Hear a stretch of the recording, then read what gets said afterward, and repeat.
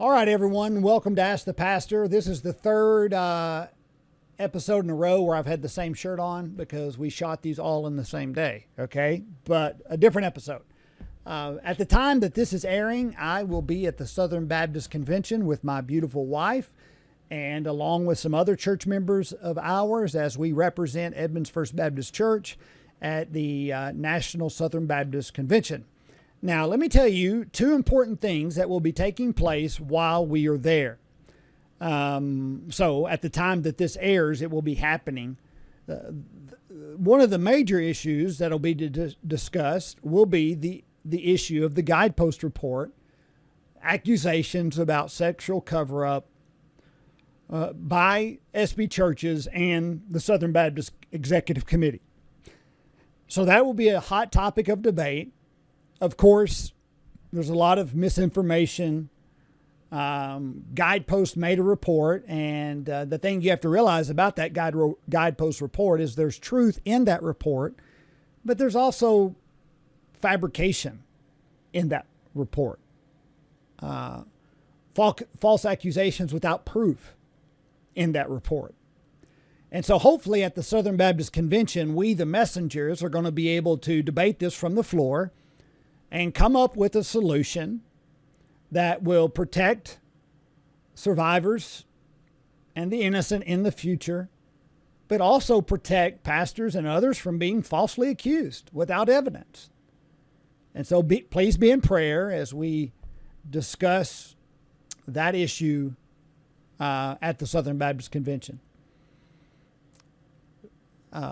The second thing that's going to be a major issue is the issue of the abolition of abortion. It's a hot topic right now. There are those who are pro-life, who believe that the act of abortion should never be criminalized. Let me clarify. They believe that a doctor should be criminalized for conducting an abortion, but they believe that a woman should never be criminalized. So there are those, which includes the Ethics and Religious Liberty Commission of the Southern Baptist Convention, there are those who believe that a woman should have complete immunity when it comes to the act of abortion. They believe that doctors should be criminalized, but women should have immunity. So if they want to have an abortion and carry it out in their home, if they want to self-manage their own abortions, then or take pills to burn their babies in the womb, then they should have the freedom to do that. For the life of me, I can't understand why men and women who believe the Bible can't see just how unbiblical that is. Then there are those like myself who hold to the immediate abolition of abortion, who believe that the act of abortion should be criminalized across the board. In other words, not only should doctors be criminalized for carrying out the act of abortion, but there ought to be criminalization for every act of abortion. That means if a woman chooses to have an abortion, self-manage her abortion at home in the privacy of her own home by taking a pill or whatever other means and burning her baby alive in the womb and then flushing it down the toilet, that ought to be a criminal offense. And it's not about throwing women in prison. It's about protecting every image bearer of God.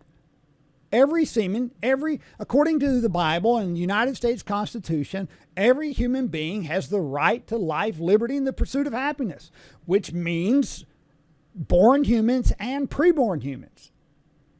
And the only way to protect our preborn neighbors who are created in the image of God is to criminalize every act of abortion. Now, of course, with the exception of the life of the mother and ectopic pregnancies and those different types of things, I don't consider those an abortion. A woman who wants to keep her baby, who wants to have her baby, and every possible means has been taken for her to keep her baby, But yet, at the end of the day, she can't. And the baby has to be taken. That is not an abortion. Okay? So let's be clear about that. I am not talking about that, nor or other abolitionists. What we are talking about is the willful taking of a human life.